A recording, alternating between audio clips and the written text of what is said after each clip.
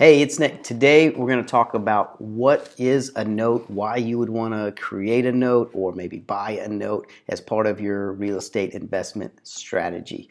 So, whenever you sell a property, all right, and if somebody needs to finance that property, so you sell it with seller financing or hey, this property is available, owner finance, right? What you're going to create is a promissory note, or people just call that the note. That's the agreement of how much they're going to pay you and kind of the schedule of what they're going to pay you. Why that might be good is, say you bought a house, fixed up this house, right? And you're going to go to sell it, all right? There's a little bit of spread in there, your equity. Well, if you sold it for cash, you could take that amount of money and you move on.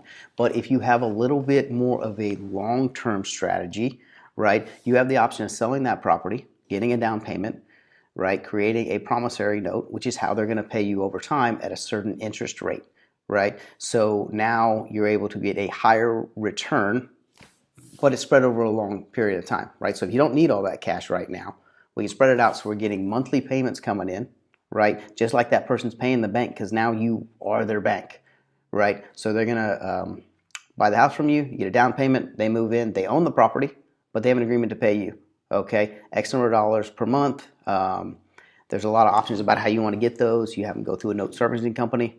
So that's a company that's going to come in here and they're going to collect the payments. Lots of times they'll also collect the escrows or the taxes that are due each year and the insurance that's due each year. A lot of you guys that are making your house payment, right? You have one payment, you got your taxes and your insurance included. They do the same thing for you, right? And they will make those payments each year for the new homeowner, and then they'll send you the difference, right? And obviously they get paid a fee for doing that service.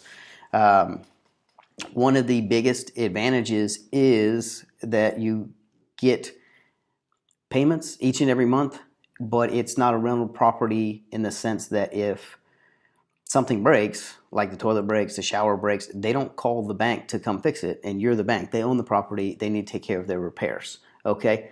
One of the parts that isn't as great as, say, compared to a rental property is that at the end of 30 years, if they made all their payments, they own the house. You no longer own this asset, right? But you would have made a good enough return that it'd probably be all right to let these people have their house. So think about it. Think about what your strategy is. How would that relate? Okay, would that be a good idea for you to add it in there? And if it is, and you can take some payments over the long term, might be a spot to get a little bit of return on your money and definitely keep staying in the long game. So if you like the video, do us a favor, like it, subscribe, and that's it.